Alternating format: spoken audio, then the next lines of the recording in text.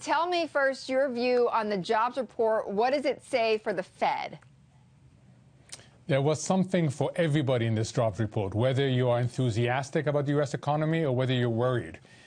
So yes, job creation fell well short of what was expected, and it's the lowest in 5 months. But you know what? The unemployment rate came down, hourly work went up, wages went up, revisions. So it's a mixed report, and it will make the Fed even more uncertain and even more tentative about what to do in September. Right, and in fact, you tweeted out shortly after the report, guys. Let's just show that tweet, because I know Mohamed, since you left PIMCO, you've become a very active social media maven. You tweeted out, jobs report puts Federal Reserve in complex uncertainty jam as below expectation job creation offset by several other positive factors. So does that tell you then that, that the markets are going to remain very volatile, and this is why we are down over 200 points right now? So today, absolutely. An indecisive jobs report, a long weekend, and China reopening after a holiday. If you're a trader, you do not want to go long into this weekend. So you're going to see a lot of bets that are pared back in the short term.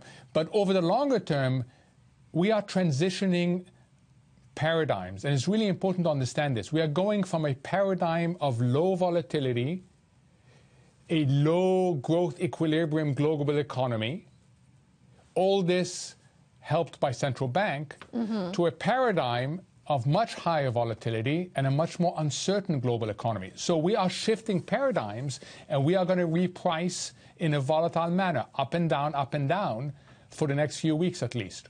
But then what would a rate hike do to that volatility, Mohamed? So that's the basic issue, Betty. And you've heard me, I've been supportive of a rate hike for a long time. Yep. But I believe that if they were to hike in September, it would be doing the right thing at the wrong time. Why is it the right thing? Because the U.S. economy is ready for a slow normalization of monetary policy.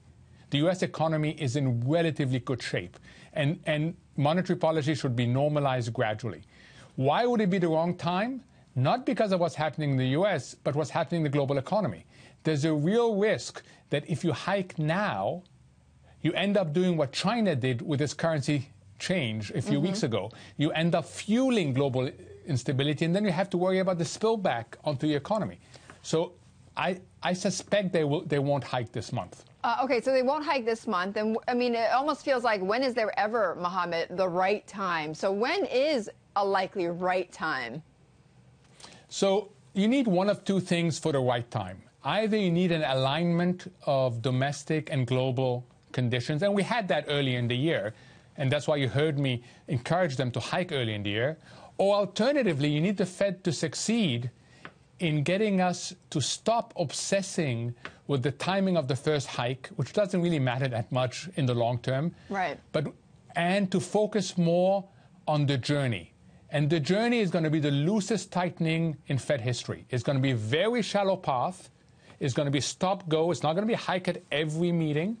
It's going to be a terminal point well below historical averages. So if the Fed can succeed through expectation management in getting us to stop obsessing over the first rate hike and look at the journey, then they'll feel comfortable on going forward.